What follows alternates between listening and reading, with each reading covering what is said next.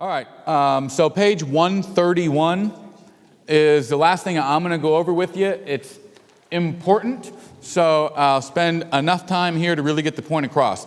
But this is what we call the seller's counseling interview. And anybody who is going to meet with you, or if you have somebody making calls, setting up appointments, they need to go through this. It's on page 131 again. And the way that we transition to this is, great. You're going to meet with Jorge. Let me ask you a few questions so I can better prepare Jorge for when he meets with you. All right, let me ask you a few questions to better prepare my agent for when they meet with you. We're going to get the basic information about the bedrooms, bathrooms, and so on, allow them to describe the home. We'll ask them what are some of the best features about the home, like what attracted you to it originally when you purchased it. What we want to find are some things that they really think are standouts. And then that provides Jorge, when he walks into the home and he's looking around, he can build immediate rapport, right, by referencing those things that we know are standouts in the customer's mind. Right? Wow, you have great layout in your kitchen, right? He knew that because they said we really love the layout of the kitchen. Right? So that is a good question to ask to really get some authentic perspective from the customer. When would you like for the move to happen?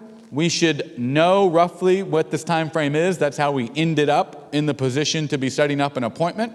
But we ask again to make sure that there's consistent answers from the customer, right? And that we're clear, not making any assumptions. So when would you like for this move to happen? Would you be staying in the area or are you moving away?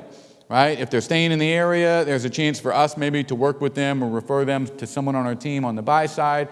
Or if they're moving to a different area, right, we maybe have somebody in our referral network that we could send them to. Are there any covenants, restrictions? This is above where I just skipped. That's some other information you want to ask, though. Are there any covenants, restrictions, homeowner dues, that stuff? Is this your personal home, your rental home, occupied or vacant? Right? It seems common sense sometimes, but if you don't ask that question, you end up getting surprised. Like, oh, this property is vacant. I should have asked that question. Or there's a tenant in it or something. Sometimes you'll find that out last. When would be a good time for us to come out? Right? Are days or evenings better for you? You probably have that already identified because you're setting up an appointment. Right? So you've probably talked about time frame. Is there anyone else involved in the sale of the home? If there's 5 questions on this thing, you got to ask. That's one of them. Is there anyone else involved in the sale of the home? Wanting to make sure that we're getting in front of the decision makers, right? And do they feel the same way? Right? A lot of times you'll find, red flag, right? Well, I want to sell, but my wife, she's just not into selling at all. Oh, okay. So now we know there's an obstacle there that we may have to overcome. What is it that's holding her back? How does she feel? What are her concerns about moving? Why does she want to stay and you want to move? We could go in that direction. Is there anyone else involved in the sale? Do they feel the same way? We got that. Have you done any upgrades since you purchased the home? And allow them to describe any upgrades that they have done. Right? Get them to talk about that as much as possible. It's stuff they spent their time and money on. They'll enjoy talking about it, and it'll give you some really good information about the home and better prepare the agent. Are you aware of any repairs that might need to be done? Right? All these questions provide great information to arm the agent when they're showing up in person, and they also really qualify the motivation of the client. Because if they're not serious in selling, they're going to get to a point where they don't want to answer these questions. Right? Listen, you guys can come by if you want, but I'm not going to answer these questions. Right? So you're also looking to listen to how they respond and react to the questions. Right? That could give you a red flag as far as how motivated they might be. On a scale of 1 to 10, how would you rate your home?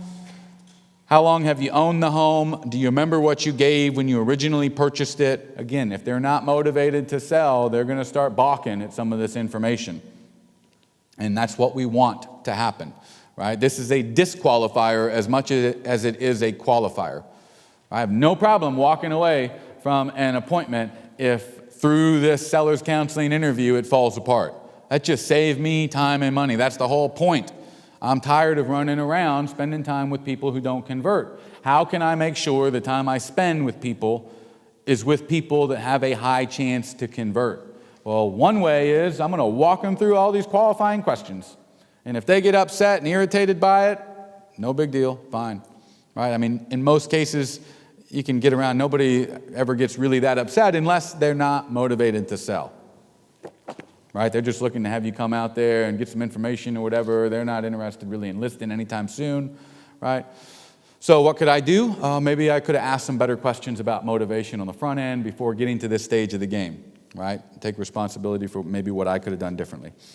If necessary, can you bring money to closing? Is it a short sale? Number 2 question you got to ask is, on a scale of 1 to 10, how motivated are you to sell your home? Right? At this point, we should not be getting anything less than a 6 or 7, right? I mean, gosh, if you've got somebody who says 4 and you're sending an agent or you're about to take your time to go out there, just maybe got a question, again, what's their motivation and am I willing to go out there? Once they give you the answer on a scale of 1 to 10, how motivated are you to sell? What would it take to get you to a 10 then? Right? I'm a 7. What would it take to get you to a 10? Most people's answer is price, right? So just as a fair warning. And then you could also ask, so what price would it take? Right? So you're saying if I got you whatever, then you'd sell tomorrow. Just trying to close each one of those doors as I go through them. You mentioned that you have or you haven't had market analysis. Did you plan on interviewing other agents? If they said that they had interviewed other agents, you could reference that. But the reason we're asking that is, they changed this up. Interesting. So great. The reason I asked that is because we'd like to be last. That way you can see all the different marketing strategies other companies have and compare it with ours. Would that be okay? All right. Also, one of the things that we typically ask is, do me a favor, if you are going to meet with any other agents, just don't make any decisions until you've had a chance to meet with Jorge, right? Fair enough? Give me that promise. You won't make any decisions or list your home with anyone else until you at least have a chance to sit down and listen to what we have to say. Fair enough? Yep, that's good. So that would be the number, another question you had to ask.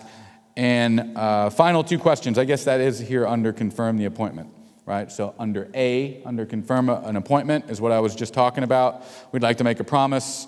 We'd like you to make a promise to us. We're going to put a lot of time and effort into getting ready for the appointment. Please do me a favor. Don't list your home with anyone until you've heard what we can do. One last question at the end. This is the closing question, a must part of your process. If all else fails, you always at least ask this one. Right? One last question. If everything sounds good and price is acceptable, will you be ready to put your home on the market when we come out and meet with you on Tuesday? Right? Or if you know that they're 2 weeks away, based on your conversation, what we want to ask there is, would you be willing, if price and everything else is acceptable, would you be willing to list your home with us when we come out there and meet with you? Right? We just want to know that the only thing that's keeping them from taking the next step is the talk about price, whether or not they think our strategy would work, right? Whether or not we can get the job done. I just want to know if there's anything else that's holding you back. Another way to say that would be great. So we'll be out there on Tuesday. Outside of everything making crystal clear common sense to you and we agree on price and everything else, outside of that, is there anything that would keep you from listing your home? Make sure there's nothing else out there that's all of a sudden going to come up at the closing table. Right? Makes sense? I appreciate everybody's attention this morning. That's it for us here. Go ahead. I like that.